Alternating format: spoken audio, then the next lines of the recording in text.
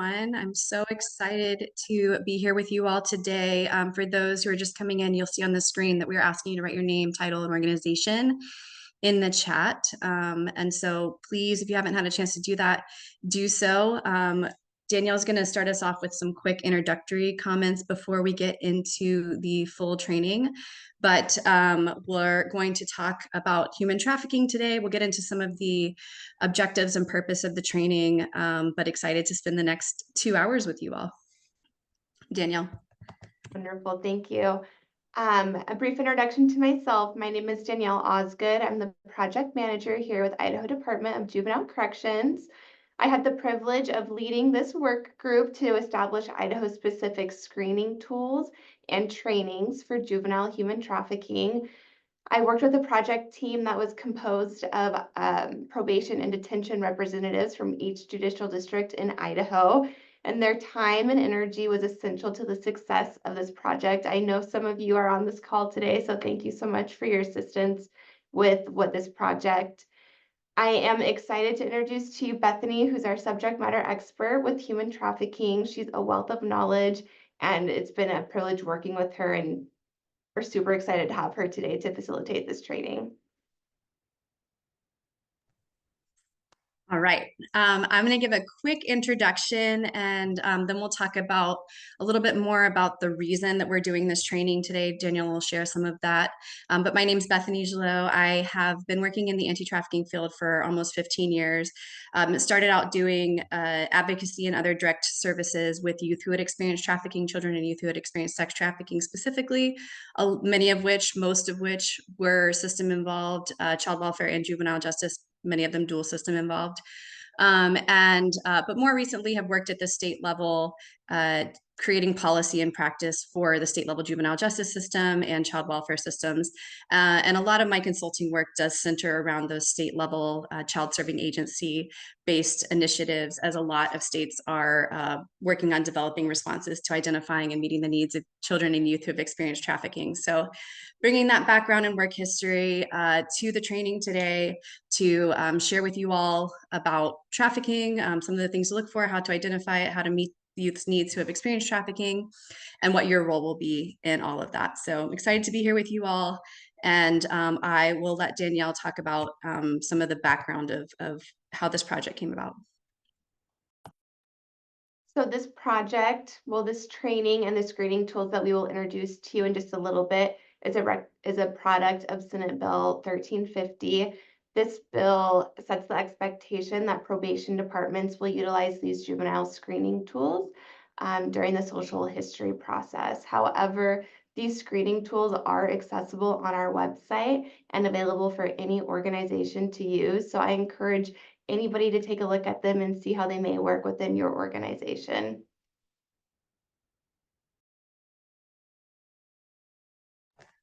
Great, thanks, Danielle. I think a few people have joined, so once again, if you could put your name and organization into the chat so we can continue to collect that information, we'll appreciate that. Get those chat fingers working and ready to go. I'm going to give some quick helpful Zoom tips before we get into this. We are going to ask that folks stay muted. There will be opportunities to come off mute and share experiences, ask questions throughout the training, but while you are not speaking, we ask that folks stay on mute to try to minimize background noise and disruptions. For the chat function, the default is to message everybody. If you're wanting to message somebody privately, then select their name from the drop-down list. We will have Matt helping out on tech issues today. He'll put his email address into the chat so you all know who to contact if you're having any tech issues. So you can select a direct message to him if you need anything tech related. Also, if you need closed captioning, you'll find the ellipses next to the apps button where you can select that show captions area within that extra options area. So I want to go ahead and lay out that I would love to take questions throughout. We will be monitoring the chat. Questions, comments, interaction. We will be with each other again for the next couple of hours. I know it's a post-lunch session, so let's keep the energy up, the interactivity up. And if we were in person, I'd say feel free to jump up, walk around when you need to, take a stretch, we're not, but you can still do that from behind the screen, and just be ready to participate in our both set activities, and throughout the training, we'll be happy to continue to keep eyes on all of that. So what will we be talking about today? We are going to go through a conversation around human trafficking, and in particular, human trafficking as it affects children and youth.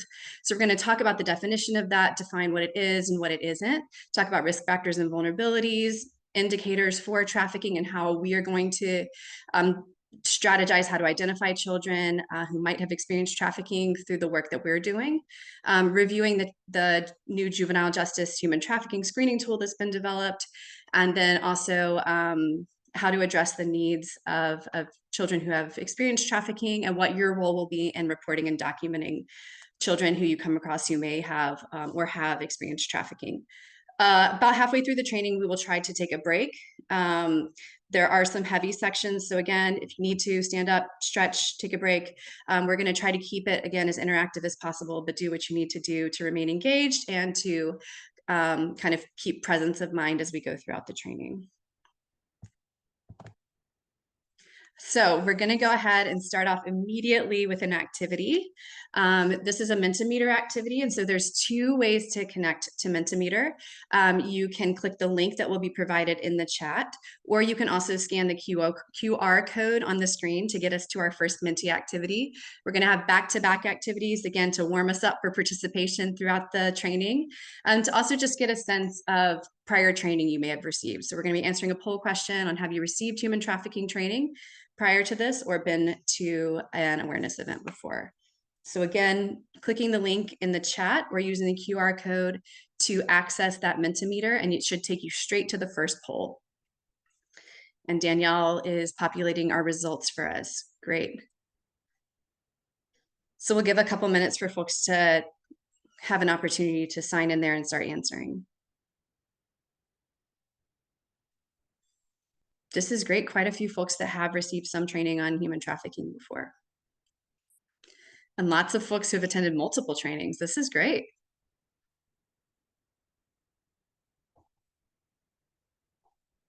All right, so some who have received some training, a handful who have never been to training or received quite a bit of training. Also, if for some reason you're having issues accessing the Menti, please feel free to answer any questions in the chat. Again, we are monitoring that. Awesome. So the majority of folks have, well, the highest answer is that folks have received some level of human trafficking, which is great. So we're going to start off with defining trafficking and making sure we have a full understanding of the full scope of what trafficking looks like, to make sure everybody has a full understanding. So that may be a review for some folks, but excited to hear that there's been some previous training that you all have received. We're going to go one forward to the next Mentimeter activity. This is a word cloud activity. And so if you could just answer 1 to 2 words that you think of when you hear the term human trafficking, anything that comes to mind when you hear that term, and it'll start populating your responses. You are using the same link and QR code for this. You should be able to stay on and continue to answer.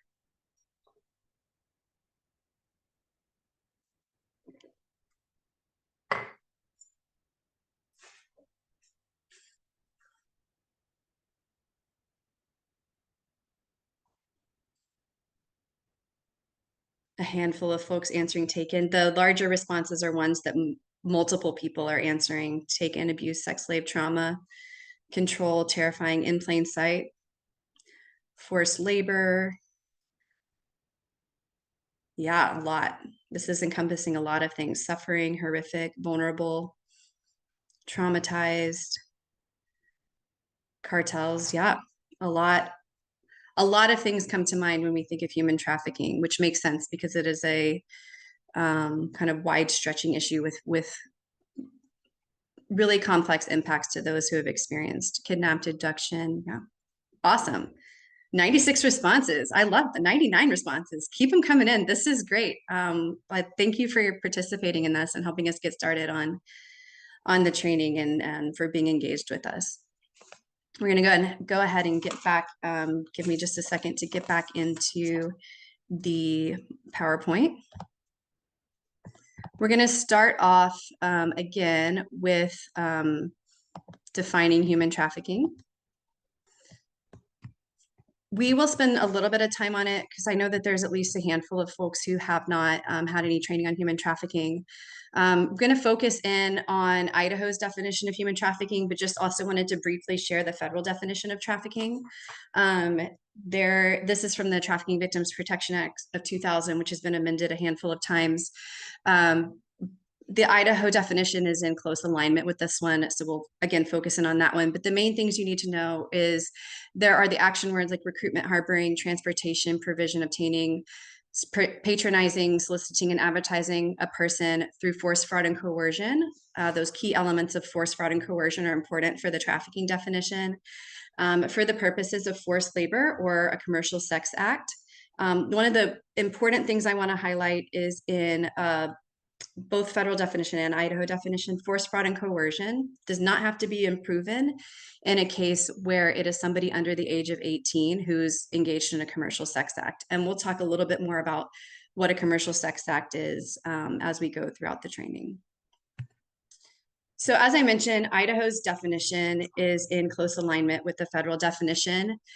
You have those action words again under the statutory definition. Traffic means to transport, entice, recruit, harbor, detain, hold, or provide or otherwise obtain another person by any means. And the force, fraud, and coercion fits within that by any means. And you'll see for sex trafficking, the definition is for somebody under the age of 18, so sex trafficking of a child. You're trafficking a child knowingly by any means or causes a person to become engaged in, you'll see commercial sexual activity, a sexually explicit performance, or conduct prohibited by multiple state statutes that are related to essentially violence, sexual violence, and sex involving pay. You'll also see that encapsulated under that definition is people who engage in sexual contact with a child being trafficked. So that rolls in buyers into the definition as well, or receives any benefit from participating in a venture. The labor trafficking of a child definition looks very similar. Trafficking the child with intent to engage them in forced labor or services, which is essentially labor or services under force, fraud, or coercion. And also those that are receiving any benefit from participating in that trafficking situation. And so it's a very inclusive definition for what can be kind of included under the statutory definition of trafficking. To break it down into kind of a simplified way and more digestible way, the elements of trafficking that make it different from other crimes, and we'll talk about myths and misconceptions in just a minute and how it differs from other crimes, that it's often conflated with like smuggling or other forms of exploitation. But for trafficking, as a crime, it has to have the action, means, and purpose elements to it. So you're doing one of these action words, any one of them, through the means of force, fraud, or coercion. Again, only one of those needs to be present for the purposes of commercial sexual activity or forced labor or services. Again, the one exception to the action, means, purpose rule is the commercial sexual exploitation of a child. So in those cases, you only need the action and the purpose. So engaging a minor in a commercial sexual activity of any type is automatically trafficking. So I also just wanted to quickly highlight some safe harbor provisions in the state of Idaho. Essentially, a child who is a victim of trafficking, the prosecutor can opt to divert charges that are committed during their trafficking situations beyond, directly just prostitution. There's a list of charges that can be diverted by the prosecutor. So there is an intentional effort in place to ensure that children are not being penalized for their victimization. So that was kind of a quick overview. We're going to talk about some of the myths and misconceptions and what trafficking is and isn't. Again, this issue is often conflated with other issues or very misunderstood. So I wanted to start with a slide full of images, and these are images that come up anytime you Google image search or do any image search for human trafficking. These are still the photos that come up. I'd love to hear from you all in the chat. What are some of the things that might be wrong with these photos or cause them to be a little bit misleading? When you look at this, Do you see any issues with them? And we'll give a couple of minutes for folks to come into the chat.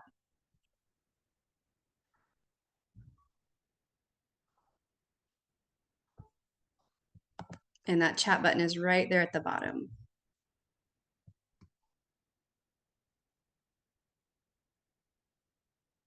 When you look at these photos, what are some of the things you might see that could be misleading about them?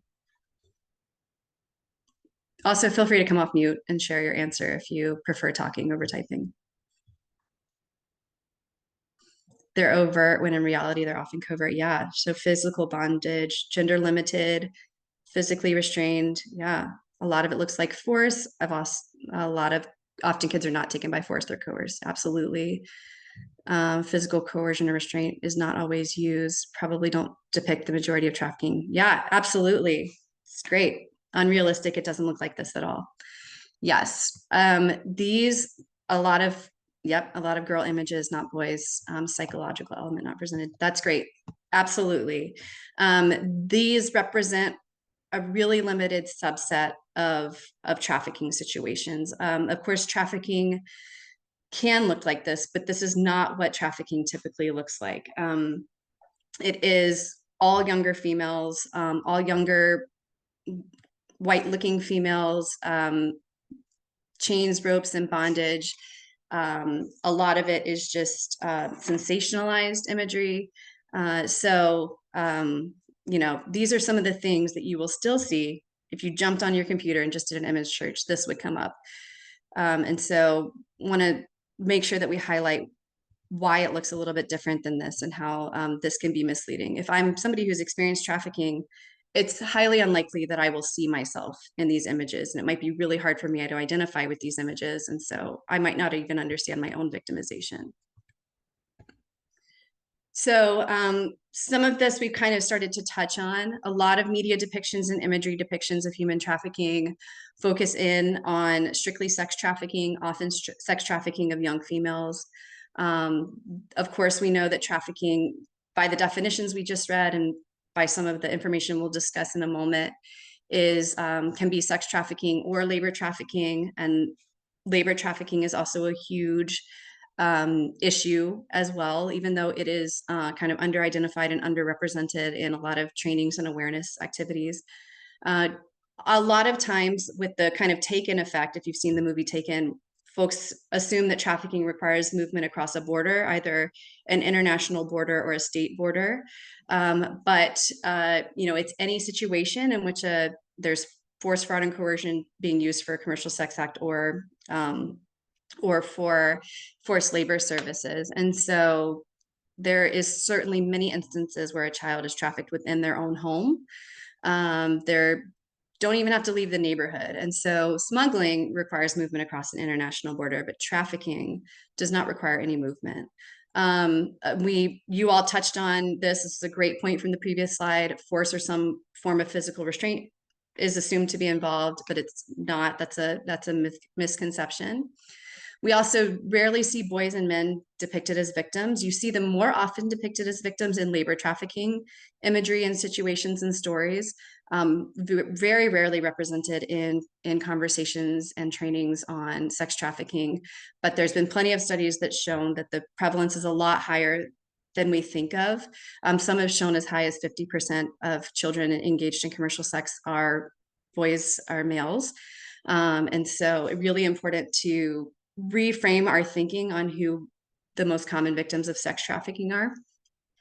Also, typically we think a third-party trafficker is necessary, but there's many cases, especially in online exploitation, where there is no third-party trafficker. It is the child and whoever is paying for the commercial sex or forced labor. And so even that is is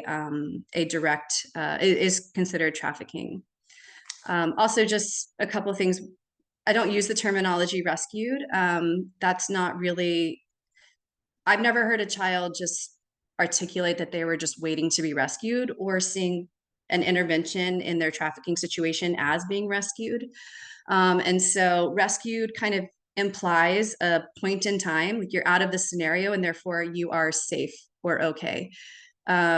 a lot of times kids who are being exploited are repeatedly exploited or may return back to a trafficking situation, or even if they are fully separated from that situation, healing is a long journey and safety isn't immediate.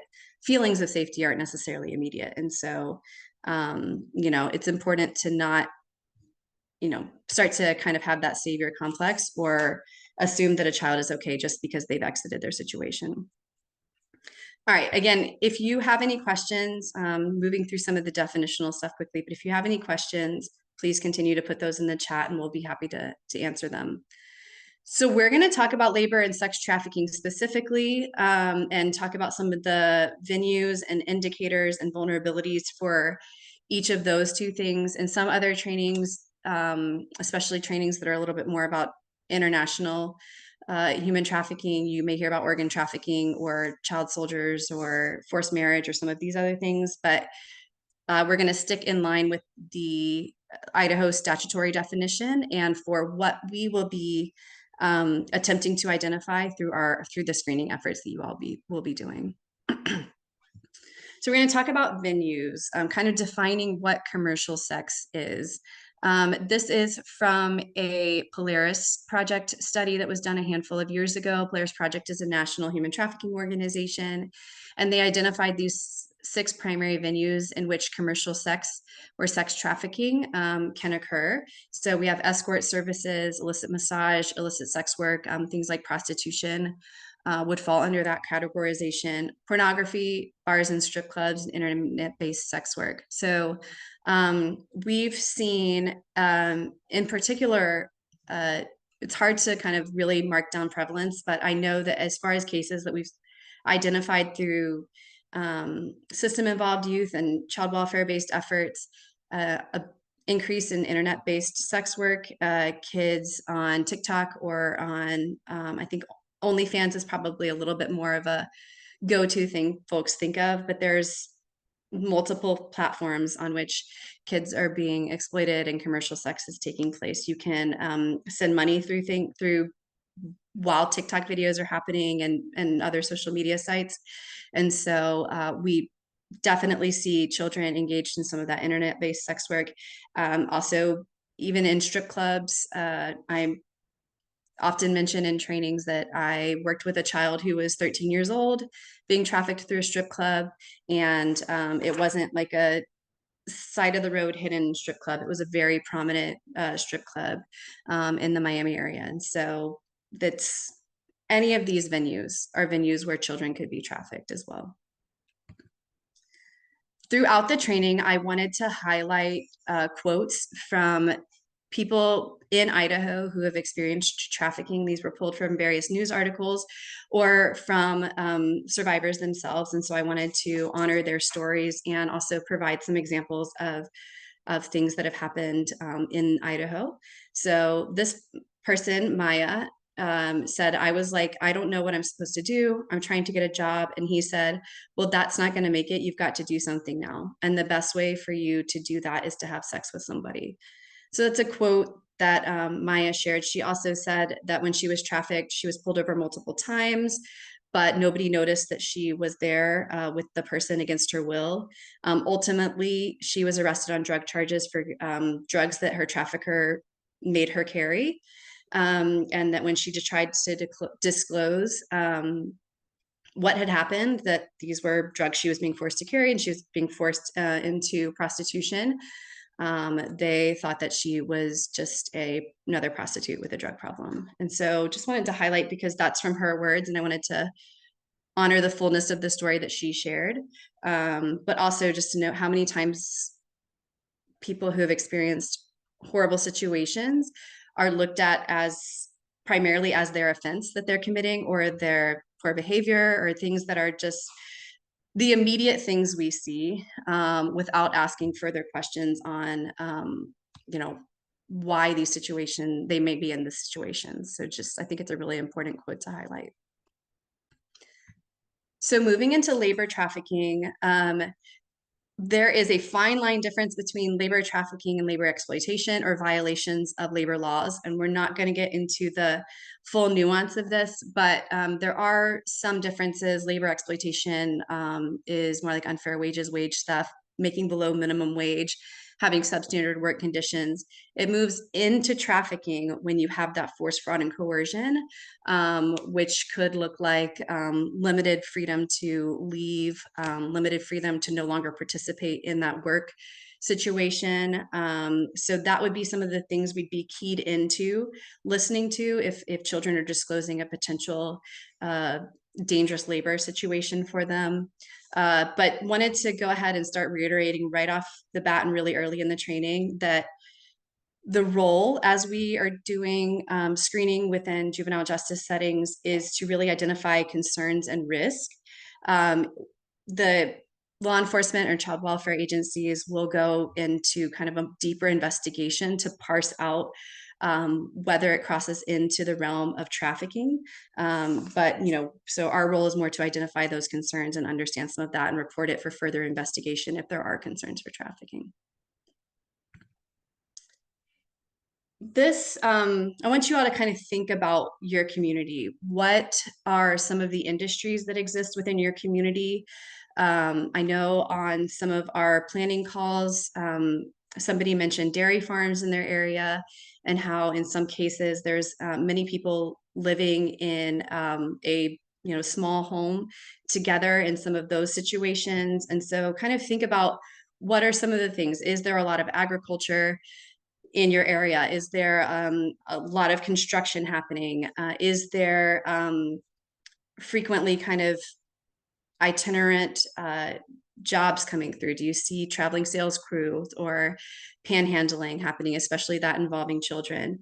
Just kind of thinking of what your community looks like so that you can have a sense of some of those areas to keep in mind as you are speaking to youth. If they're disclosing that they're working in a landscaping or agricultural situation, what questions might we want to ask? Who are the vulnerable people in your communities that may be involved in some of these settings? And we'll talk about data in a minute around data points we can look at. But also wanted to highlight that there are illicit forms of labor that do fall under trafficking, particularly important to highlight for juvenile justice system folks. Illegal drug sales.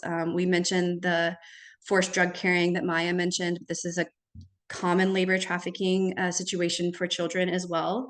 Theft rings. I had numerous children that I worked with that I was specifically working with kids who had experienced sex trafficking, but many of them were co-exploited and forced to steal things from stores as well. And so forced theft and things along those lines could easily wind a child up coming across you all.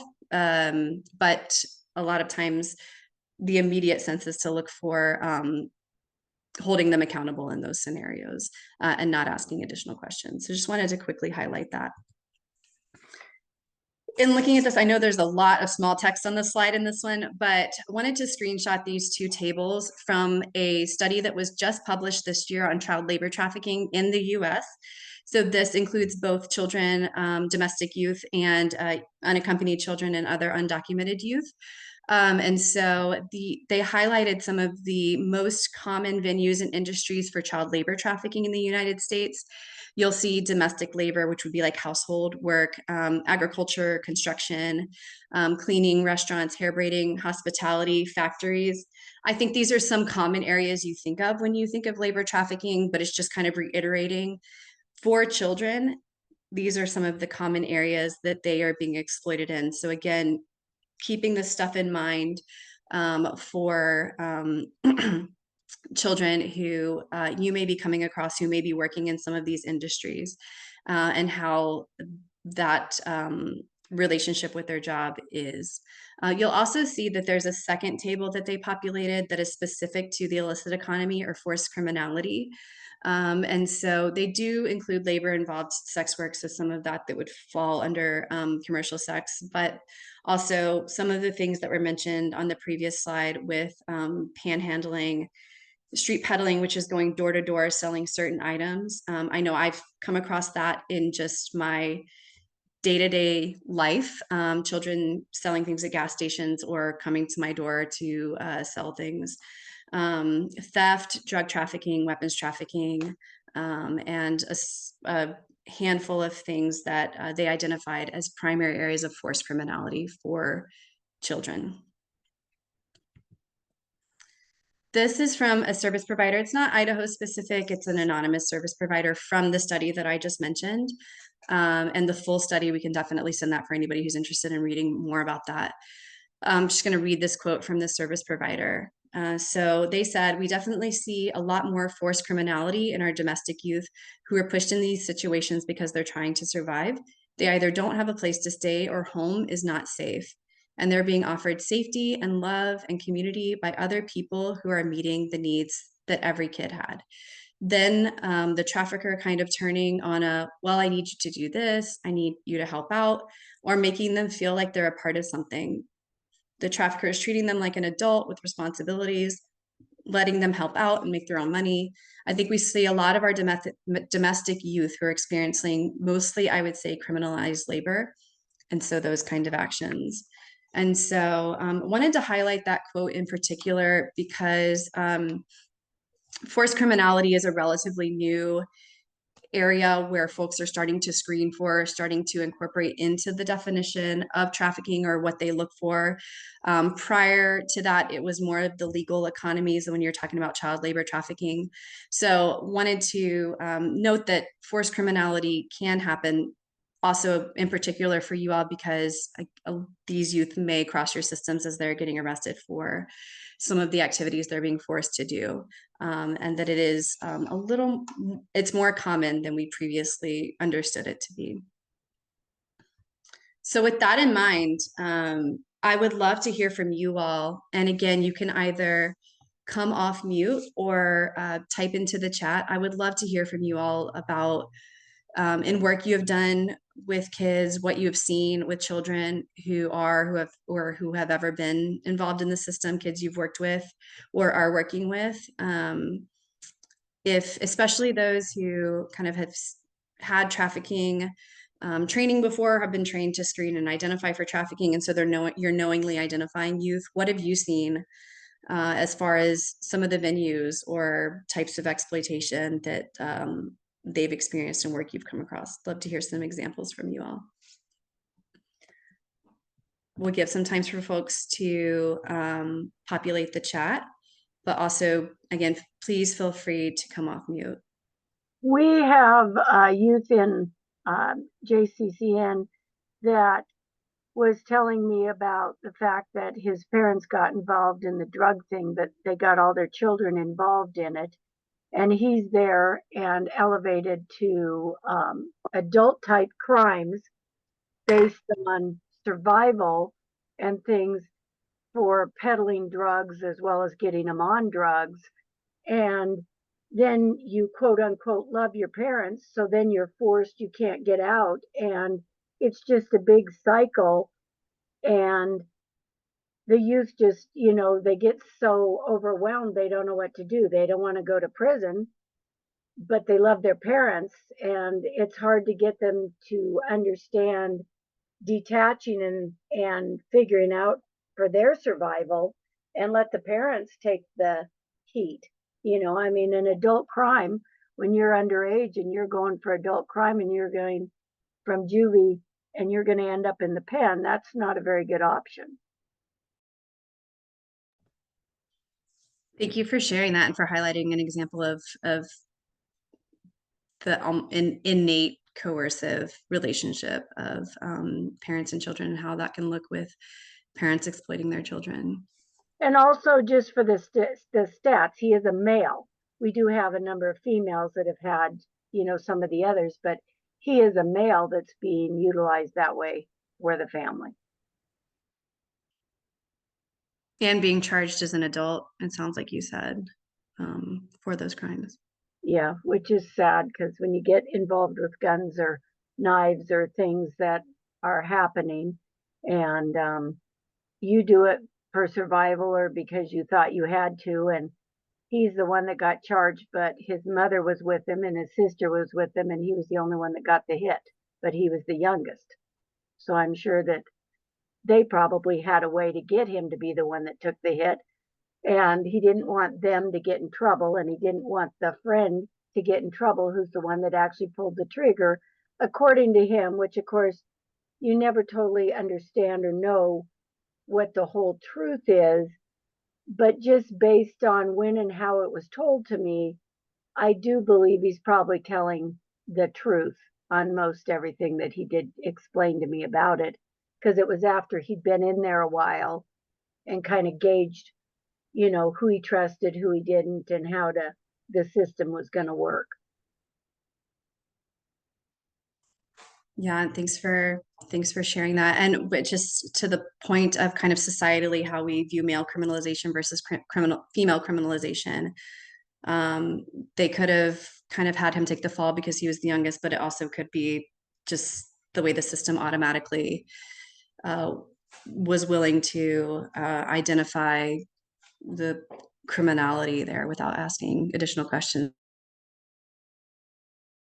So thank you for bringing that up. Really important to, you know, have these intentional conversations around male victimization in trafficking.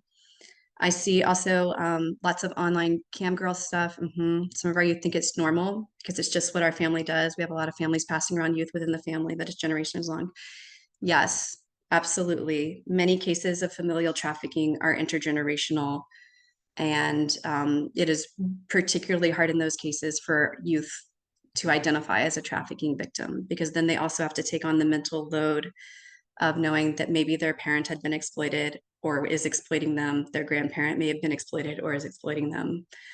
So yeah, it's a lot for our youth to kind of take on. I also see a chat from a couple of minutes ago, Ben, and I'm going to try to answer this. And if I'm misinterpreting it, let me know. But I'm guessing you're asking if kids are being forced to sell drugs or do some of these other things for because of the lesser charges and jail times for kids. Yes, that can certainly be a reason a trafficker would utilize a child for to do something like that. Also, just to distance themselves from the crime in general. There's a lot of times when a trafficker has a child recruiting other children, again, for that distance, but also because it's pretty rare that a child is charged as a trafficker. So yeah, there's a lot of victim offender intersectionality when we're talking about trafficking cases. Thank you so much for sharing those experiences. I think it's always really helpful to learn from each other's examples. Cases, read this one more example. They're getting them hooked on fentanyl and meth. If they do take a break from trafficking, they're coming back when the craving for drugs happening. Yes, absolutely. Drugs used as a coercive mechanism are absolutely something that happens. So I just wanted to quickly mention that there are a significant number of cases where children are exploited for both sex and labor trafficking at the same time, or at different times as well. But many children experience both forms of trafficking. But there's some other intersections of sex trafficking and labor trafficking as well. Now that we've kind of talked about them separately, we're going to talk about some of the vulnerabilities which are impacting both vulnerability to labor trafficking and sex trafficking, also some of the dynamics of recruitment and control.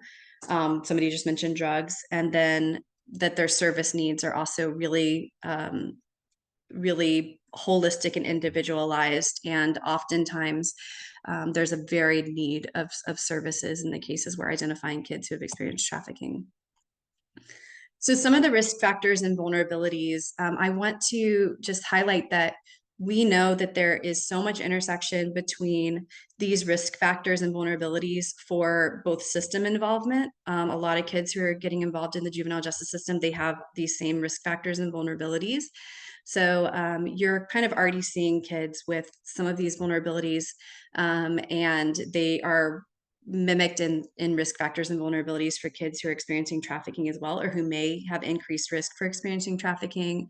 So prior abuse and neglect, community violence, family separation, rejection by family, history of trafficking victimization, poverty or limited employment opportunities, substance misuse, adverse childhood experiences. I don't know how many of you all are familiar, have done any trainings on ACEs or adverse childhood experiences, but that is potentially traumatic events that occur in childhood, so under 18 years of age.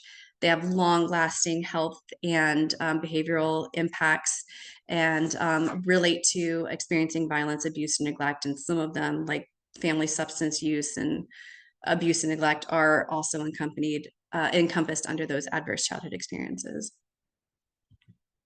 So we're going to touch on this quickly, but it is a study specific to youth who have experienced trafficking or have allegations of having experienced trafficking.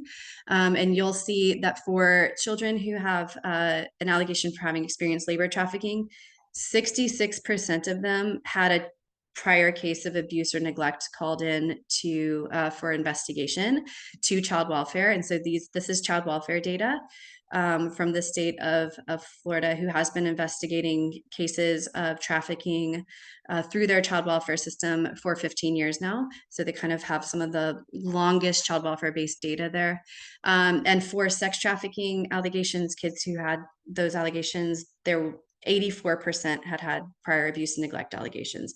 So we're talking about kids who have come across systems before, who are now possibly being exploited. And sometimes you'll hear a correlation of kids in, the most common correlation is kids in foster care are, exploited as a result of being in foster care, and that can increase vulnerability. But a lot of times it's the history of abuse, neglect, and trauma that a child has experienced that results in them being system involved that is really the underlying vulnerability there. So just quickly highlighting this too, to highlight the complexity of trauma a child may be experiencing while being trafficked, but also that some of these other types of abuse sometimes mask the trafficking situations. But these are identified types of abuse that occurred while trafficking is happening. So it's co-abuse, neglect, sexual abuse, physical abuse, psychological abuse, and then other forms of trafficking were some of the most commonly identified forms of abuse that children are experiencing while simultaneously experiencing trafficking. One of the reasons I highlight this too is because trafficking is a little bit different than other forms of child abuse, and we'll talk about mandated reporting a little bit later, including in the state of Idaho, where cases, regardless of the relationship of the child to the perpetrator, cases of trafficking are mandated reports. Typically, abuse and neglect are mandated reports if they are being perpetrated by a caregiver or parent or caregiver, somebody defined in that role. And so some of these cases were coming in on caregivers where it was ultimately identified that trafficking was also occurring either by that caregiver or somebody else. So some of the common methods of recruitment that I wanted to highlight, this is for sex trafficking, labor trafficking, familial relationships, and then other kind of romantic relationships, or most of the time there is some type of relationship. It's very rarely a total stranger that is trafficking the child. So even if it is a relationship that has been recently established, there's some known relationship to them. So kids who are experiencing homelessness or who are missing from home or their placement are extremely vulnerable. They have to have ways to find and meet their basic needs of shelter and food and safety and belonging. A lot of times they are leaving what they feel is an unsafe situation. So that's an extremely vulnerable population. So traffickers are targeting youth who are kind of out on their own or experiencing homelessness, or who even maybe going in and out of homeless shelters. Traffickers typically know where those places are and maybe either around those places themselves or sending youth into those types of facilities to recruit other youth. And so they can also use peers to recruit other youth in schools, correctional facilities, or foster care placements. Traffickers and adults that don't work within those facilities aren't typically rolling into those places unauthorized. And so they instead send other children to recruit in those places. Also, we see this more and more all the time. You'll see the apps at the bottom, or those are also constantly changing. But meeting children and youth on social media, chat, and gaming applications. I want to highlight some of the common gaming applications that kids are using: Minecraft, Fortnite, Roblox. These are, and so many others that kids are commonly using. It's often benign, but there are opportunities for people that don't know the child to reach out and speak to them, depending on what their settings are on those applications. Of course, we've talked about TikTok a little bit, Instagram, Snapchat, then talk apps like WhatsApp and Talk. I want to highlight this because it is a common way. It's a very low risk, high opportunity, recruitment opportunity for somebody. You can just send out kind of multiple messages within a day saying, hey, how are you? Love to be your friend, like to play this game with you. You're beautiful. Any number of things, a simple message. And if a child is responding back, you already know that there may be some boundary issues there that you can start to try to exploit. And so, and also parents and anybody working with kids, which is probably all of you, there are prevention resources and stuff to help us all understand how to better keep our youth safe and educate them on keeping themselves safe on all of these applications. It kind of takes you out of the realm of various other vulnerabilities, where the primary vulnerability in some of these cases can just be strictly that they're young. So I want to make sure we're thinking about that. Of course, we talked about how coercive a parental relationship could be. Parents can have forced labor or commercial sex in situations, whether it's to exchange for drugs, pay for rent, have them working in the facilities and businesses that they're running. And where does some of that cross the line into trafficking? Romantic partner or friendship relationships are commonly exploited as well with our youth. And then using false promises, fraudulent claims, false nonprofits. This is particularly common in labor trafficking of children situations, where they think they are doing some work on behalf of a agency or false nonprofit, and then it is actually an exploitative situation. So I wanted to quickly highlight some of those. This is a quote from a local service provider, and she noted that we dealt with those things of promises of employment, promises of shelter, promises of better futures, not only themselves, but also to support their family as well. So those are some of the big things people are promised, and unfortunately getting coerced into these behaviors. When you're talking about a need for shelter, or even just a promise of prosperity, or financial stability, that can be a really big mechanism for somebody to be coerced around. And so just wanted to highlight that is something that this service provider is commonly seeing, those promises of employment or shelter or prosperity. So Julia is a survivor, again, from Idaho, trafficked from Idaho Falls. And she was generous enough to share her story with us and allow us to talk about her story on our training, for the purposes of helping us all learn more about her experiences, and experiences of other children could look like as well. So we're going to read her story, and then we're going to do a quick activity based on it. So she says, I was trafficked from the age of 14 to 17. I lost my mom at the age of 11, and my father was mostly absent from my life. Slowly, I started to change to a child that was looking for someone to give the attention that I desired. My grooming began at the age of 13. Julia's friend took her to meet a friend of his, and this friend was a trafficker. A pimp asked me to run away with him. At the time, I didn't have an understanding of what his purpose was or what he planned on doing with me. That trafficker proceeded to get her nails and makeup and hair done, and bought her clothes and took her out to the strip. Later, I had a boyfriend that glorified me selling my body and saying he would take care of me. Soon after that, I ran away and started to sell my body to men in the neighborhood that I grew up in. This was at the age of 14. I was introduced to a pimp who would groom me into a woman. The abuse started off slow but escalated. We traveled across the US, where I would turn tricks on the track, the Las Vegas strips, and websites. I have endured abuse and have even felt that my life was threatened multiple times. The pimp would always tell me that if I did anything to hurt him, he would kill me. So again, want to thank her for sharing her story. Want to talk about, in Julia's case, we're going to open up another mentee. But in Julia's case, what were some of the vulnerabilities? What was the method of recruitment in her case? And what were some of the coercive elements that kept her in the trafficking situation? You can use the QR code or the link in the chat again. And again, if you're having some issue accessing Menti for some reason, please feel free to populate the chat. And Danielle's going to see her screen so we can look at some of those responses. So for Julia, what were some of the vulnerabilities, the method of recruitment, and the coercive elements?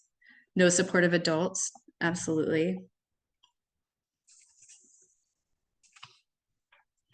Grief, loneliness, lack of connection, yeah. No adult supervising and protecting her, needing to belong and be loved. A lot of our kids, even though they haven't experienced trauma, but especially these kids who have the lack of adults in their lives, very young, no guidance, need for a relationship, lost a mom, false promises of love and care, no support and guidance at a young age. They said that they would take care of her. Yep, absolutely. A better life and money being a pull into it. Recruited through a friend. Yeah, good job catching that. Recruited by a friend, absolutely. Somebody she thought was safe to go to somebody's house with. And that person ended up being a trafficker. Lack of parents, a friend takes her to a pimp, lack of supports. Yeah, manipulated with money and nice things. Yeah, the money and nice things serves a dual purpose of creating a very pretty product to sell, but also being a means of kind of coercion, engaging somebody to stay in that, especially if they have not had things before. No other authority figures in her life. I hope that teachers were looking out, trying to identify some of that, but none of that was shared as an aspect of her story. I'm sure somebody noticed, but she may have been disengaged from school as well. Felt like she had no one and was looking for somebody to love her. Absolutely. Limited, trusted, positive adults. Yeah. How do you know who's safe and who's not safe if you don't have positive adults modeling some of that? Great. Awesome. Thank you for participating in that and sharing some of that information. You guys are absolutely on it. All right. Can you all see the screen? I want to double check before I move forward. Back to the PowerPoints. Danielle, thumbs up. Okay, perfect. I can only see a couple people, so we're just going to rely on your faces. All right, so we're going to quickly go through some of what we know about trafficking. The main thing is that we don't know a lot when it comes to prevalence. It is, as you can imagine, like other things, drug trafficking, arms trafficking, it is a hard thing to nail down in terms of prevalence. We have this great quote from the Idaho Anti-Trafficking Coalition. Human trafficking numbers are underreported partly because Idaho does not have the systems in place for comprehensive reporting and data collection. We have an entire population that is underidentified, underreported, and funneling through our systems punitively. And that is pretty much the case across the board. It is underreported, underidentified, and the youth tend to be underserved as a result. So I'm going to quickly touch on this. It is a very commonly represented national data source, the National Human Trafficking Hotline. They take calls about trafficking. And so they end up every year turning those calls that they receive into a thermal map. In 2023, they received 92 calls from Idaho, 12 were from survivors, with 28 cases identified and 55 individuals involved in those 28 cases. So you can call in cases involving multiple victims. And so it is a commonly used data source. It definitely has limitations, especially if you just happen to be an area that doesn't largely blast the hotline number as common usage. And you'll see Florida is hot red. And one of the reasons is because the National Human Trafficking Hotline is posted at every rest stop, all of the toll road stops and airports. It's mandated in statute that it's posted in so many places. And so, but there are cases coming in from Idaho to the hotline. And so wanted to share it as both a resource you all can look into for what some of those venues they're identifying are, but also as a commonly used resource for identifying information. One of the things I like to lean into, especially because almost all data sources have some pretty serious limitations to them, is local data sources. And so I've pulled some local data sources that are both trafficking specific, and then other broader data sources that are not trafficking specific, but help us identify communities that may be at increased vulnerability in your area. And we'll talk about why it's helpful to kind of go through some of those practices. But this is from the Idaho State Police Uniform Crime Reporting Query tool, and pulled this in July of this year. And so you'll see that the cases up through 2022 were steadily increasing. In 2022, there were 26 cases of trafficking reported and included in the uniform crime reporting numbers, and many of them coming from the Nampa Police Department. So they're really kind of driving some of the efforts to identify trafficking in the state of Idaho, identify and investigate. So this is one local data source that can be used, but it is trafficking specific, and again, clearly identifying cases of trafficking within Idaho. I also want to highlight a handful of data sources that I think can help us understand where vulnerabilities are. We talked about in the slide that shows all the different types of labor trafficking, the little pull tab slide, what some of those different areas are and what it might look like in your community. And so in addition to understanding what the venues and industries are in your community, it's also helpful to look into some local data sources to understand what does homelessness look, or youth homelessness look like in my community? What does unaccompanied children, the number of unaccompanied children look like in my community? What does H-2A and H-2B visa holders? You'll see near Twin Falls, there's over 3,300 H-2A and H-2B visa holders. So that's temporary work visas. There's a lot of vulnerability around those industries and folks with visas. And so kind of understanding where to look in certain things in your community. The missing children and the unaccompanied children numbers are by state, but also kind of gives a sense of what those numbers look like and those vulnerabilities. From calendar year 2023, the National Center for Missing and Exploited Children had a total of 138 missing children reported to them, with 9 active cases at the end of the year. And so that's quite a few kids. Parents don't always necessarily report their kids missing to NCMEC, but state agencies typically do, as they're required to under federal law. You also have your unaccompanied children. You'll see from fiscal year 16 to fiscal year 24, there was a major increase in unaccompanied children in the state of Idaho, going from 11 to 2018. And so those children living with sponsors are at increased vulnerability. We have seen trafficking by sponsors, but there's just other vulnerabilities with those kids as well.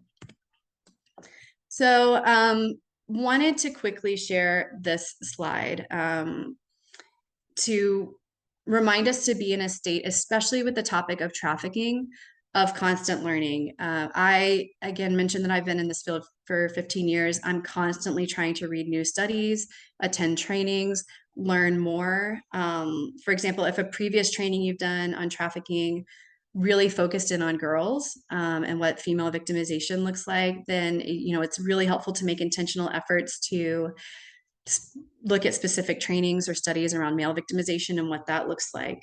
Because if we don't learn that males are victims as well, then we don't see that in the work we're coming across. We're not looking for that. And so what we see in terms of trainings we're doing, in terms of media representation, news stories, movies we see, like what we see is typically ends up being what we look for. And if what we see is limited by kind of what's shared through trainings and other awareness endeavors, then what we look for also becomes limited. And so I think it's just helpful to share this. That later impacts identification. It impacts who gets services and who is held accountable in those scenarios. It impacts data, media, and training, which in the cycle, of course, impacts what we see. And so just lack of information and understanding has impacts on who gets identified and who doesn't. So it's helpful to kind of just have a reminder of that. And just, again, in this field, it's a constantly evolving field. The Trafficking Victims Protection Act is only 24 years old. We're still learning so much.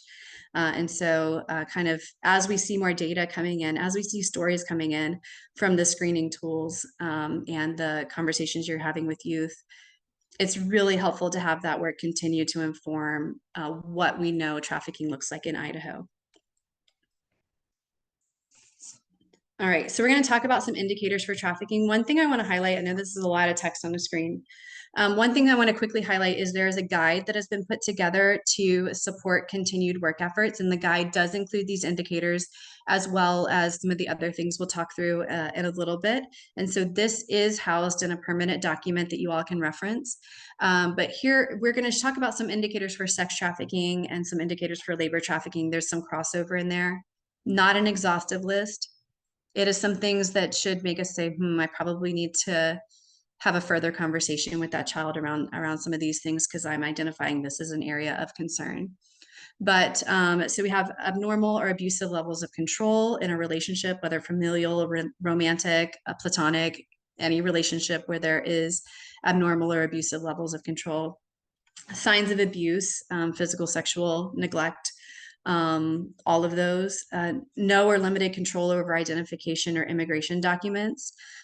So I know that typically parents have control of birth certificates and social security cards and various other identity documents, but in cases where that holding of identification is used as coercion or impacting the freedom of that person, especially with immigration documents. It's kind of those situations we're looking for. Claims of romantic relationships with an older individual. That should be a red flag, even if it's not for trafficking, as something other problematic happening. You want to ask more questions around that. Extended periods of absence from home, episodes of homelessness, gang signs or affiliation, photographs, videos, social media posts, or other recordings of sexual abuse experienced by the child. Sometimes that's called child sexual abuse material. And again, may not necessarily be trafficking, but oftentimes there's an element of trafficking in there and want to ask more questions. Health complications, such as sexually transmitted infections that may be resulting from multiple sexual partners. And then changes to the youth's appearance, friend groups, socioeconomic status, levels of sexualization activities, or relationship to authority. And so some of these would be things you may identify in initial conversations with a youth, like the claims of a romantic relationship with an older individual. Some of you will have opportunities to work with a youth over the course of a period of time. So you'd really have opportunities to see some of these things develop over the course of that relationship with the youth, especially the last one, we're talking about changes in their appearance and their behavior and their level of sexualization, some of those things. And so even if immediately some of these things are not being seen as they're being identified over the course of working with youth, there's opportunities there to screen at any point in time, really, for potential trafficking. So indicators of labor trafficking, some of these are similar when you're looking at the control over identification, again, the signs of sexual and physical abuse. And then you also have a lot of work-related ones, working longer or unusual hours, or anything that is violating child labor laws, which are listed out in Idaho statute. Lacks of breaks or presence of other unusual restrictions, high security measures, dental or visual problems. A lot of times kids who are experiencing trafficking, especially in a situation where they're being really held in a trafficking situation, they're not getting their medical needs met. And so they're not going to the dentist. They're not getting any issues that come up visually or medically otherwise treated, because that might put them on the radar of a healthcare provider or other systems. And workplace injuries that indicate potentially dangerous work environment. I like to share an example of a child that came in to the child welfare system under a neglect case. And so a case was called in for parental neglect. And it was recognized that the child had a injury in their eye from hay being in their eye, and that was never treated. And so it was starting to cause permanent damage. That's what caused the case to be called in. And ultimately, it was identified that that child was working in an agricultural situation under as a trafficking victim. And so it was kind of an unusual workplace injury. But there's also been things like chemical burns, cuts from major heavy equipment. There's so many things that children aren't supposed to be working around as far as equipments or in workplaces. And so looking for some of those injuries that may be indicating dangerous work environments. Also things like just control mechanisms, living in a place that they're also working, having transport only by the employer, food, hygiene, other things being provided by the employer.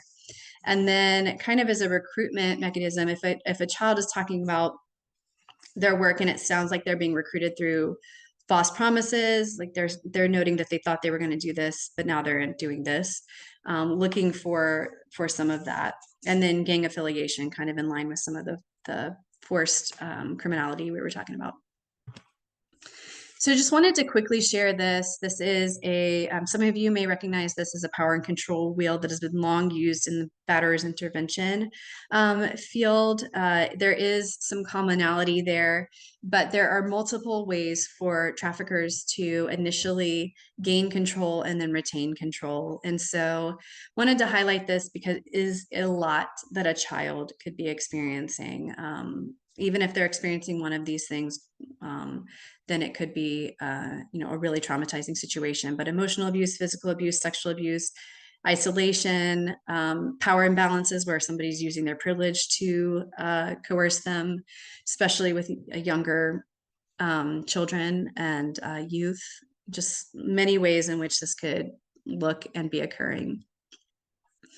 So wanted to have that lead into a reminder that youth who have experienced trafficking, the trafficking is a traumatic experience, but they also often have histories of trauma, can have histories of complex trauma. And so we should always be trauma informed in our work with youth who are coming through our systems, because many of them have experienced various forms of trauma. But in particular with youth who may have experienced trafficking, they could have had a lot of traumatic experience in their personal lives, communities, through violence and et cetera. And so we want to make sure that we remember to always be working from a lens of being very trauma informed and remembering that trauma can change the impact to brain structure. It can have really, really major changes, especially during developmental periods, to the brain structure, which impacts understanding, relationships, behaviors, all of that. There can also be dysregulation, which changes memory, behavior, mistrust, trauma bonding, poor boundaries, issues of self, shame, self-blame. Shame, self-blame, changes to memory. All of this can impact a child's ability or willingness to understand and disclose that trafficking victimization to you. So very few youth disclose trafficking victimization. If they do, they're not, very rarely, I've actually never heard, but won't say it couldn't happen, a child use the language of trafficking when talking about their experiences. And so that's why it's so important on us to create a safe space to have conversations with youth to try to parse out how they're perceiving their situation and what could be trafficking victimizations. Stories may change over the course of time. That is not meaning a youth is lying. They may be talking about exchanging sex with somebody for a place to stay. That does not mean they're not a victim, or that they're bad kids. And so making sure that we understand the impacts of trauma, how it's going to impact a child's perception, their memory and understanding of things, and their sense of self. So again, remembering to be trauma informed, making sure we remember that this is a whole child. They do have full trauma histories potentially outside of their trafficking victimization that we need to understand, but they also are people outside of their trafficking and their victimization. We want to make sure that we are using relational techniques to make the youth feel safe, to reduce trauma responses when we're having tough conversations with them, and that we're always kind of setting and maintaining boundaries and just going through. I know that you all know this, but just keeping in mind that we are kind of not perpetuating coercive dynamics, that we are not creating spaces where youth feels unsafe or judged or or any of those things. And then another important thing is not promising things that can't be followed through on, like certain services or charges being dropped. I'm going to be really careful not to re-traumatize children that we're working with, and especially in a system that is already a little bit kind of intimidating as you're kind of going through the justice system. So highlighting these new resources that Idaho has, really exciting stuff. We're going to go through the screening tool in a moment, but we also have the guide that I mentioned earlier. The guide includes indicators, screening tips, service needs, and resources. And so it is a really comprehensive guide that's available on the website, which we'll make sure we get into the chat. And then the screening tool is also available on the website. And we are going to take a short break and then come back, and right after we get back, we are going to go through the screening tool. And so please try to be back on time. We'll do, if we could be back by no later than I'm talking Eastern time, 2:20. So that gives us just over 5 minutes. Be back by 2:19 so that we can get started on 2:20. So a 5-minute break, that would be great. And we'll be immediately coming back and walking through the tool. So you want to make sure you're here.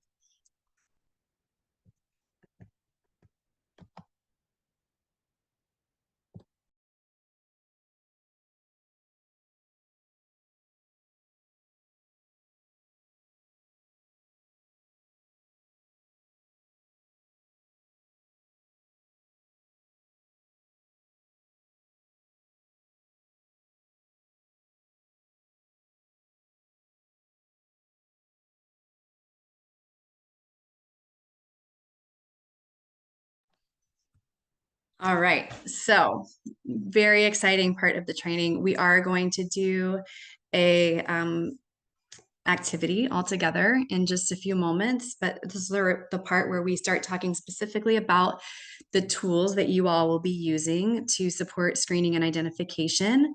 Want to just quickly start with a kind of centering slide with a few quotes from children.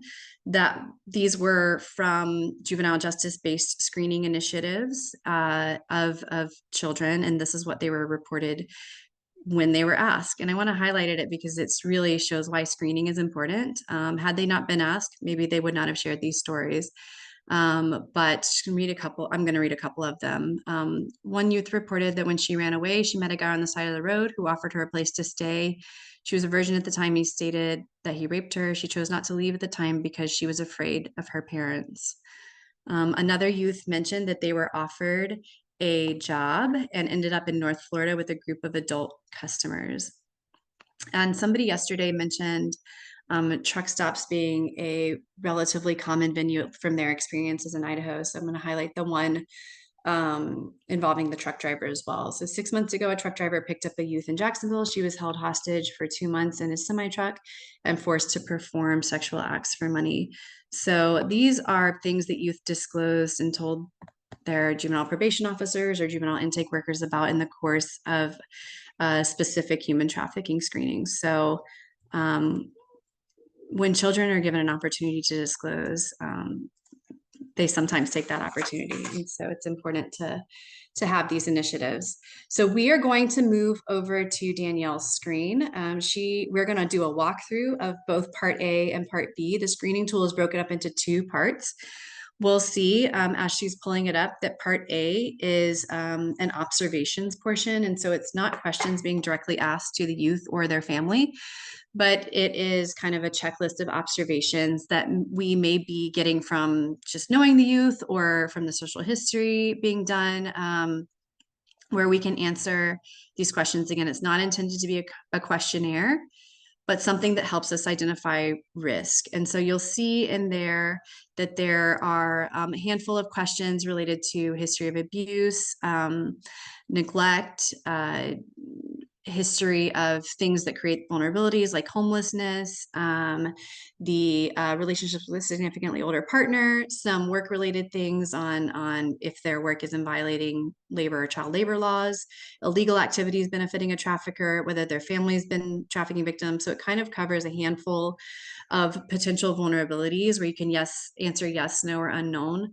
And then at the bottom, you'll see you have your staff response. And so we'll talk a little bit about some of those responses, but wanted to quickly highlight that, again, these are things you're checking off based on observations. And important to note that you don't have to be 100% sure about anything to check yes. And so if you have concerns that a child is experiencing homelessness or has a significantly older partner, it is okay to go ahead and check yes for the purposes of kind of identifying those areas where you may want to ask more questions of that youth or with that youth. And so, again, reiterating that the role here is to identify risk and concerns. Child welfare or law enforcement will be tasked with investigating these cases. So this is not a test in which you have to make sure you're 100% right on checking that box. It is just meant to be a guide that helps us identify some areas of concerns where we may want to ask more questions of the kids.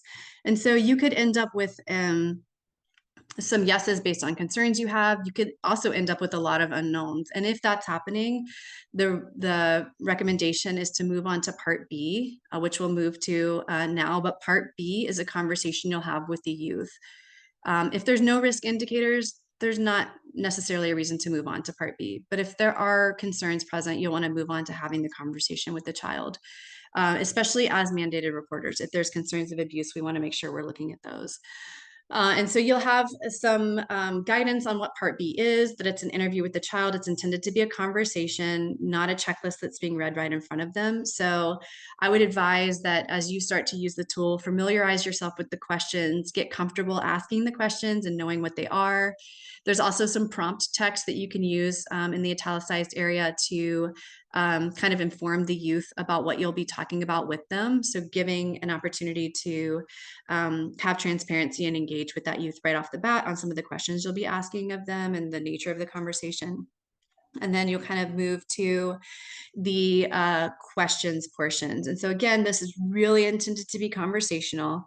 It starts with questions that are a little bit more specific to labor trafficking, then questions that can be kind of more related to both, and then questions that are really more specific to sex trafficking or other forms of sexual violence. And so we tried to order them in a way that you're kind of not starting off with the questions related to sex and sexual violence that they may have experienced right off the bat.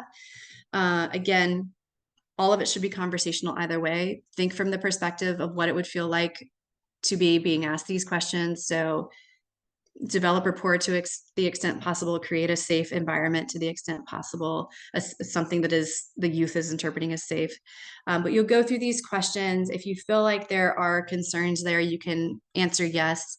Section 2 is if a very to the point, if a child reported sex in exchange for food, if they're reporting sexual act for the monetary benefit of another person, or they're reporting forced labor, essentially, if any of those are being reported, it's a yes and an automatic report. The high risk indicators, answering yes to some of those, you'll want to kind of get a sense of whether there's concerns there. If there's suspected trafficking or confirmed trafficking, that needs to be reported to the child abuse hotline, and you have some of the numbers at the bottom. And it was kind of advised yesterday from somebody who had worked at a child advocacy center to report to local law enforcement and child welfare. And so just wanted to highlight that comment that was made yesterday that I think was really helpful. And so looking at some of that, and for 18 plus, you also have the National Human Trafficking Hotline information. And we'll talk a little bit more about mandated reporting in a minute. But so part A, your observations, part B, your conversation guide with the youth. And so all of which should be documented in line with your local agency policy, so that we can ensure that we know that these kids are being screened. So I'm going to jump back into the screen share, confirming again that you all can see this. Okay, perfect. All right, so quickly reiterating some of what we've just talked about. This visual is also in the guide, so a helpful quick set of reminders. Develop rapport, identify risk factors, and use that to complete Part A. So that can be through your long-term work with the child. It can be through an intake conversation you're having with the child, but use the information you have to identify some of those risk factors. And then use Part B, if indicated, to guide the conversation with the child. Don't require disclosure to confirm trafficking. We know that we can't rely on a child disclosing this information. Document the screening efforts and outcomes. And then if a child is screening positive for trafficking, making sure we're responding to safety concerns, following mandatory reporting guidelines, and then using that information in the pre-sentencing report, if applicable. So we're going to do a quick practice activity. We are going to, I think it'll is helpful if you have the tool pulled up yourself. And so we'll have the links in the chat for you all so you can have it up next to you if you don't already. But we're going to do a case study, and then we are going to walk through how you might fill out the tool based on this case study. And so we have Jackie, and Jackie is a 13-year-old male who lives at home with his parents. He's become involved with the juvenile justice system for the first time as a result of truancy and substance misuse. While gathering social history information, you learn that Jackie recently began running away from home because, as he phrased it, he didn't like how he was being treated at home.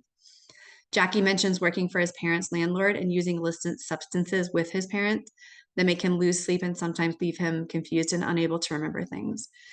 You know that running away and experiencing homelessness, parental substance misuse, and illicit substances create vulnerabilities for trafficking. You're concerned about Jackie's work with the landlord and abuses that might be occurring in the home in addition to the substance misuse. So we'll have the case study up here.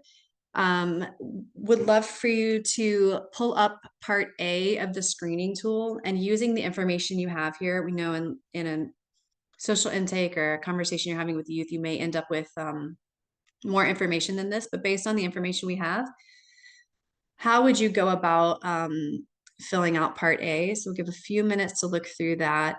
Consider what you might check as yes, no, or unknown. Primarily yes and unknown. And then we'll pull back together and go through some of those responses.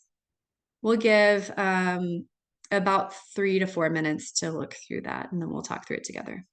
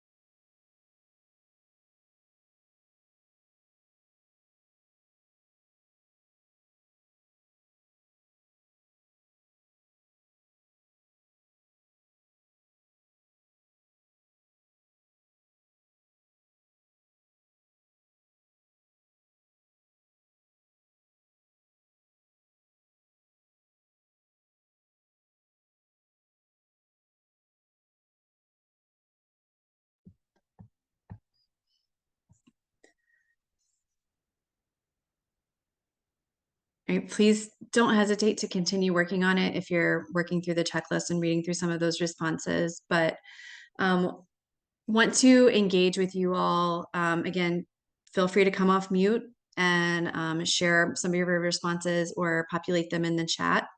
But would love to hear from you all. What were some of the things that you, based on observations from this, or considered observations based on this case study? And you may have answered yes or unknown, or things that made you kind of want to at least check yes or unknown on some of those things. What were some of the things you're seeing, and how would you fill it out based on the information we have on the screen? So again, please feel free to come off mute. Would love to hear from you all and hear your perspectives on things. And there's no wrong answer. So please don't hesitate to share what your observations were. We had multiple different perspectives and answers yesterday, all of which were really helpful.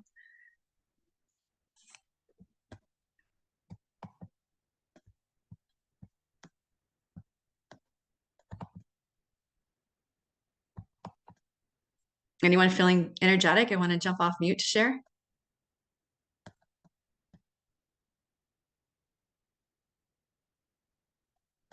I'll share. I feel there's not a lot of information other than the homelessness thing that might be there and his use with the parents. So I don't know that I would necessarily say there's a labor trafficking, but I would definitely use some other interview techniques to ask him more questions about, tell me a little bit more about your employment, you know, that you're working for. How are you getting paid? What does that look like? I would be asking some more questions surrounding that specifically to get more answers, because I think most of the things in the checklist I would have put as unknown, because in the brief scenario, there's just not much information. Great. Thanks, Tammy. Two great points. If there's a lot of unknown, it's really helpful to lean into, that decision to ask additional questions. I love the way you phrase, tell me a little bit more about your employment, that conversational style that gives a really open-ended question where the youth can just tell you a little bit more. Noticing that there is, at least some risk factors or concerns there that it sounds like would lead you to want to move on to part B and have a more robust conversation with the youth. So thank you for sharing. That's great. Anybody else want to jump off mute and share? I see some action in the chat, but feel free to jump in and share as well.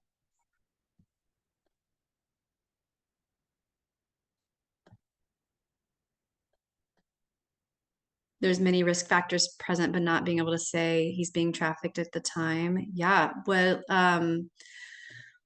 would this lead you all to move to part B, kind of answering from that perspective? Are there enough risk factors and concerns there to move forward to have a further conversation with the youth? Parents making him lose sleep, concerned about him working for the landlord and using with parents. Yeah, him not being able to recall events. What doesn't he like about how he's being treated at home? That'd be a great question to ask him in a follow-up conversation.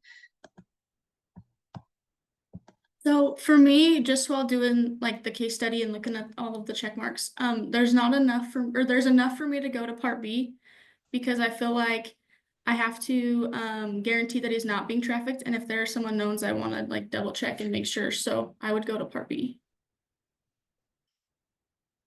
That's great. Thanks, Sophia, for sharing. That's great. I think this is really helpful that there are a lot of unknowns. So it is helpful to move forward. And again, you don't have to have exact knowledge that he's being trafficked based off of part A to have enough concerns to move on and want to learn a little bit more about his work environment, the substance misuse, the homelessness, some of the vulnerabilities there. So this is great.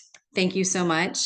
I kind of have an additional add-on to the case study. So ultimately, after screening, so after using both part A and we've moved on to part B and completed part B, we learned that Jackie is being forced by his parents to do housework and other errands for the landlord in exchange for decreased rent. And there were additional implications that he might be forced to engage in sex for money with his parents when they have him using substances. Can somebody jump on or populate in the chat what they would do, what you would do next based on that additional information. Now we've done part A and part B, and this is what we've learned. What do we do next? Report, yeah. Yeah, I would definitely report it based on those additional information we gathered. There's enough that we would want to have the proper authorities come in to do a further investigation there. That's great. This is awesome. Thank you for doing that practice activity with us and an effort to start to get familiar with the tool and what it looks like and what it feels like to use it on a case study and what it'll feel like to use it on potential cases moving forward in the future. So around screening, we also want to touch on best practices for trauma-informed screening. We talked about the importance of being trauma-informed in all our work earlier, but specific to screening, this list is also in the guide. But it is helpful when possible to, prior to kind of conducting the screening, ensure that there's basic needs met, whatever that looks like in your work, whether it can be just offering water or some other kind of drink, offering just a break from the conversation if it starts to get really triggering for that child. So looking for opportunities to care for those basic needs, create a sense of safety. I know that that can be really limited based on what your facility looks like. So it may be that the screening is happening in a certain location, but how can we create safety in some of those scenarios, whether it's changing the chair location or allowing a child to stand or sit based on what makes them feel safer in those scenarios. And, you know, we want staff safety and consideration as well, but looking for some areas where we can offer some autonomy there and that can support rapport building with the youth. Also, if there are other people present during the screening in some of situations and some of your workplaces, that may be something that occurs on occasion. So being aware of how that might impact the child's responses, being keyed into safety considerations around those other people present. If it's not possible to screen the child one-on-one in certain scenarios, and there's safety concerns as a result of that, maybe not doing the screening and calling in concerns based on collateral information you may have. Always important to have transparency on what confidentiality looks like, helpful to offer interpreters when necessary and available. I want to highlight here, again, those conversational approaches, using strength-based language, especially when you're getting to part B and having a conversation. If a child is disclosing various ways that they survived difficult scenarios, you know, having opportunities to validate their strengths in those situations, being careful about your own body language and language. I shared my fix my face kind of example yesterday, where when I first started working with youth and trafficked youth in particular, and they were disclosing their stories, and it could be really difficult to take in as somebody who was hearing really difficult experiences day after day, of course, with the youth disclosing their cases. I had to constantly remember to keep a very neutral face, and so that they didn't think that there was shame in what they were telling me, that I couldn't handle what they were telling me, so that there was nothing that appeared to be judgment or shock coming across my face. So just being kind of mindful of your own body language and the body language of a child to know that if they need to take a break or having any trauma responses, that we can be cognizant of that and do what we need to do to address that. So those are a handful of ways. And again, that list is also in the guide. So there's additional references there. So what is your role in identification reporting? There are roles around screening, of course, that we'll talk about and you'll learn more about from your local facilities and local areas. But as mandated reporters, if human trafficking is disclosed or suspected, you have the role to report that. We have the numbers at the bottom. And again, it was advised to report it to child welfare or health and welfare and local law enforcement, but report based on what your policy is and what your mandates are as a mandated reporter. Also, when reporting, making sure you're assessing and addressing any immediate safety needs there.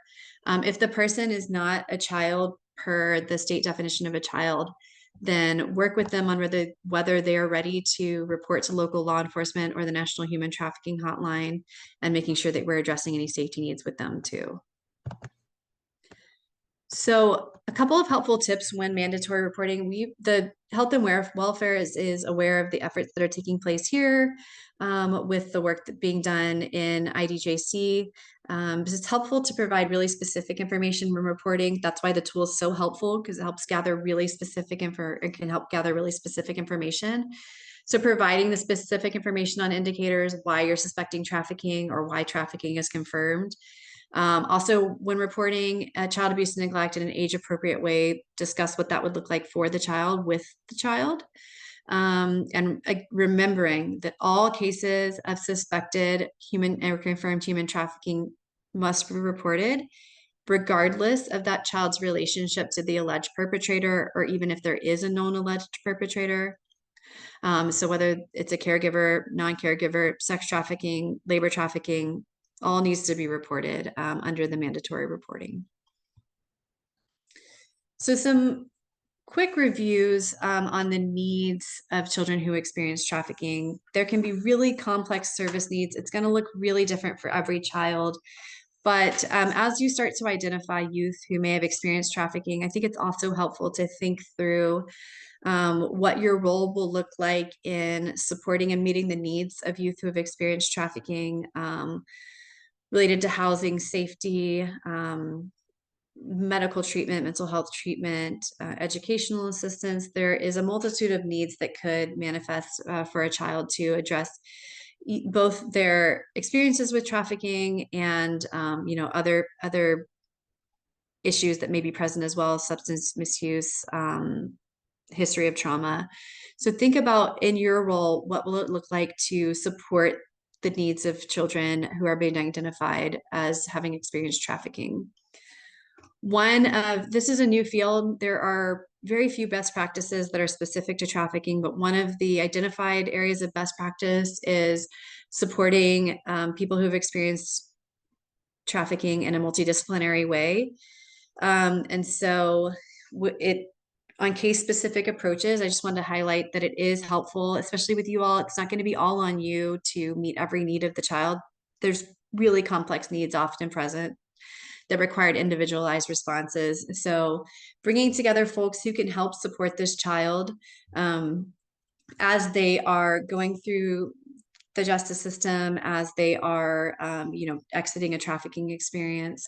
So how can we bring folks from different disciplines and using their expertise and areas of practice to support a child? So how are we forming those relationships to provide holistic support to each child?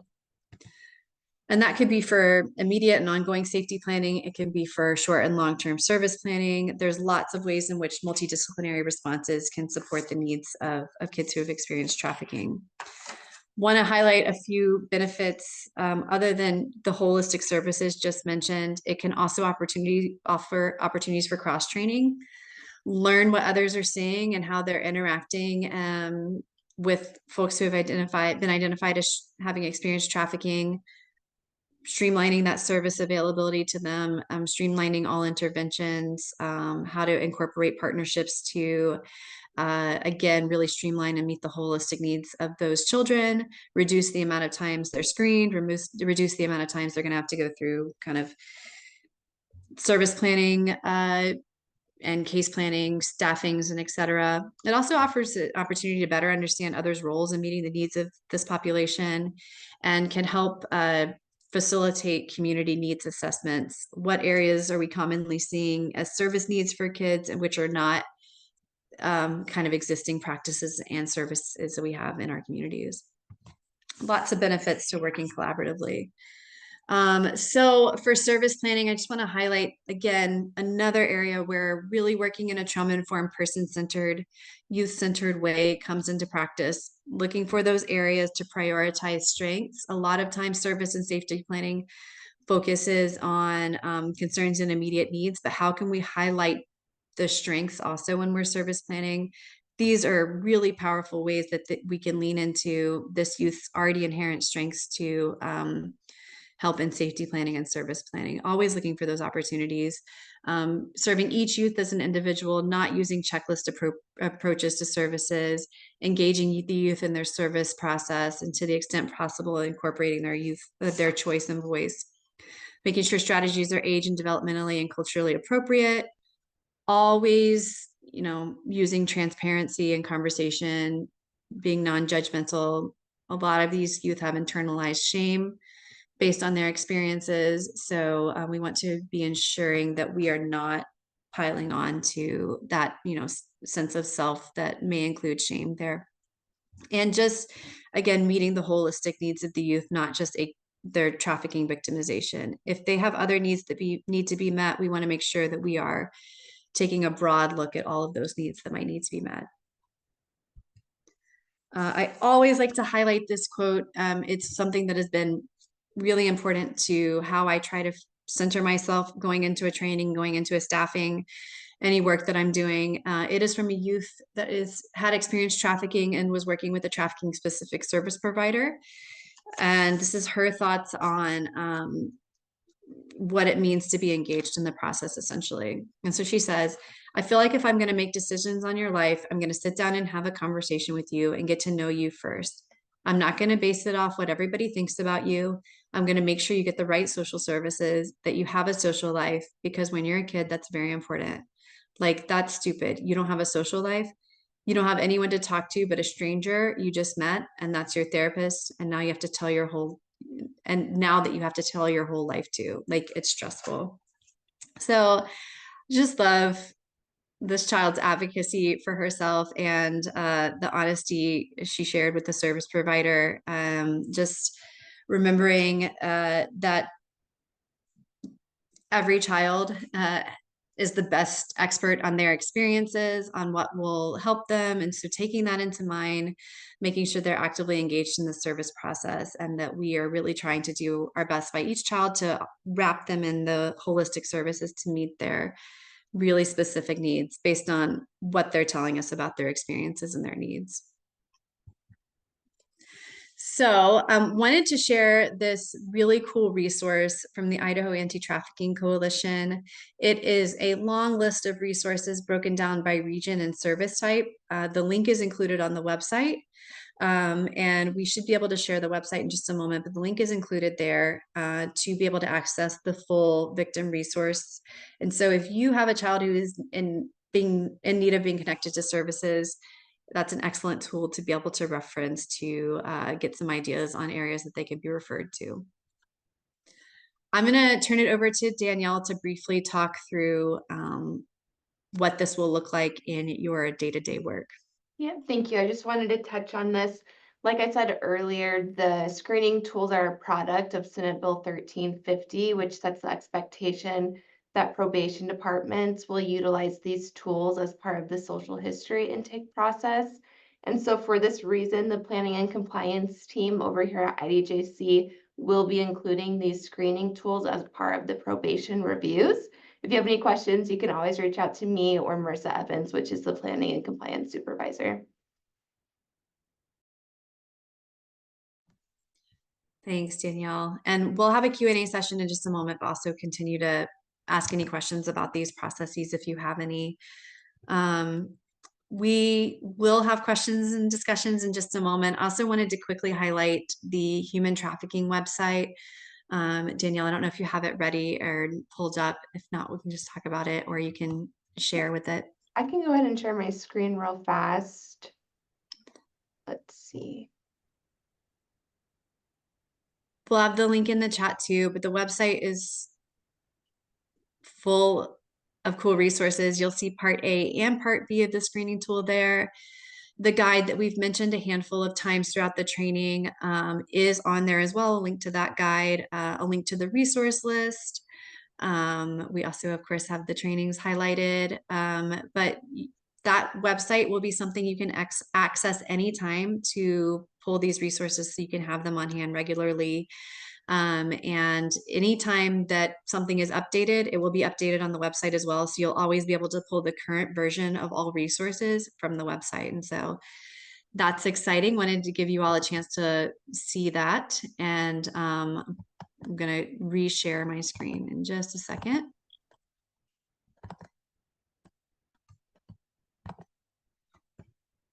Gonna go ahead and also, there's resources here that you'll have access to, some safety planning resources, resources for child welfare, resources for schools that can be adapted to your systems as well. Broader kind of general informational resources, but lots of things that you will have access to as additional resources related to the training. I'm going to leave it on here. So for anybody who has to jump off right at 3 o'clock, that it is already available for you all to receive a completion of training certificate. You have to complete the evaluation. So you can use the QR code or the link in the chat to complete that.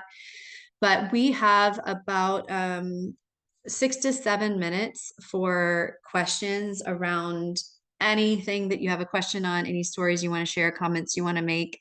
So want to really leave open at least a few minutes to allow for those questions, whether they're procedural questions, reporting related questions, questions about using the tool, questions about trafficking, holding space for questions to be asked, again, by jumping off mute or through the chat. So please go ahead and start doing that.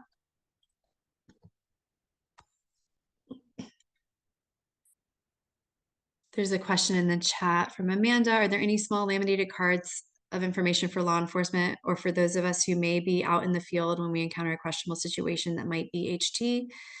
I'm thinking of the cards I've seen in the past, like the ones for domestic violence and outlying factors to consider when identifying a DV situation. I can send some readily available resources that are free from national campaigns. The Idaho Anti-Trafficking Coalition may also have their own set of resources, but we can look into some of that. And that's a great question, Amanda. I know that some law enforcement agencies have used like visor cards and various other short form things out there. So we will try to track down some of those resources.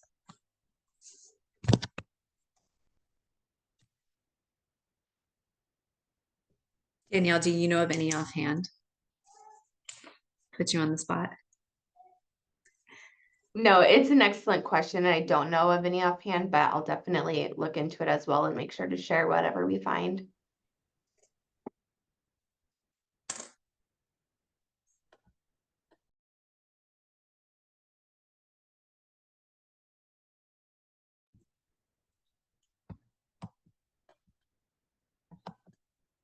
We're getting into the mid-afternoon. Caffeine's starting to wear off. We're waiting for that second round of caffeine to kick in. Please continue to jump off mute and ask questions. We'll keep the space open until 3 o'clock. So for 5 more minutes, we'll keep the space open for questions to continue to be asked. We did have some kind of procedural and reporting related questions yesterday. We'll answer those to the best of our ability. Some of those will be developed under local policy as well, though, so we'll be looking out for that. When doing the screening tool, would it be better to go through the questions with guardians, with parents, guardians, or one-on-one? Do you mean one-on-one with the child or child and parents and guardians present? I know that's in the chat, but if you don't mind clarifying, okay. I think ideally one-on-one will be helpful. If there's scenarios where the parents or guardians are there and you're not concerned about safety, you can kind of feel out if it's appropriate to do the questions with them there as well. This is going to be really case by case. I think the ideal is one-on-one. If the question is it better to go through it with parents? But in the event that there is any direct victimization or even complicity happening, or just that the topic area is one that the child would not want to talk about with a parent or guardian there, I think one-on-one is helpful. That being said, I used to have to do loads of in-home intakes, and you can adapt to your scenario if you're in a situation where parents and guardians are frequently there, and if there's not a major safety concern. being presented through asking the questions, then you can do that there too, or have them there as well. Thank you for asking that question.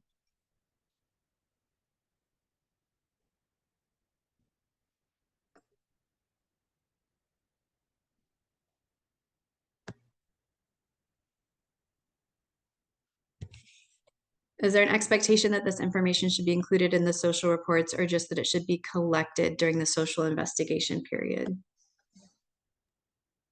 I will share the language of the Senate bill along with this training. I know that each probation department should have specific messaging for the staff, but and I could even potentially pull up the Senate bill while we have it.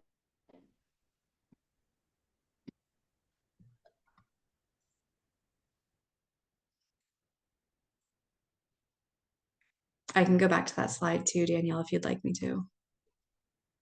Okay. We're going to go back a ways, so look away from the screen if you need to.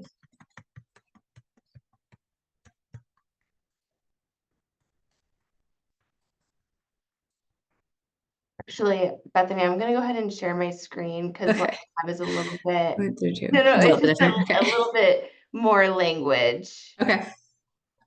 But I'll make sure that we have the links to this language up on our website as well. What it's saying is to include the screenings in the social history report. It says the report shall be compiled using tools that screen for human trafficking, risk and needs of juvenile offender, and any trauma suffered by the juvenile offender, and shall include any additional screening deemed appropriate. So I,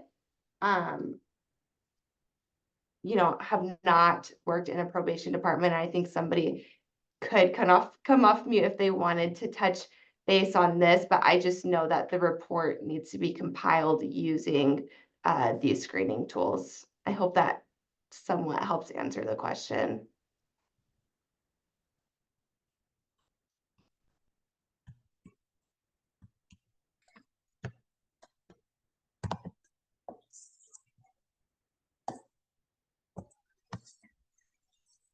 So it is 3 o'clock. So I want to make sure that I honor you all's time. Again, if you want a training certificate, complete the evaluation, the QR code on the screen or the link in the chat.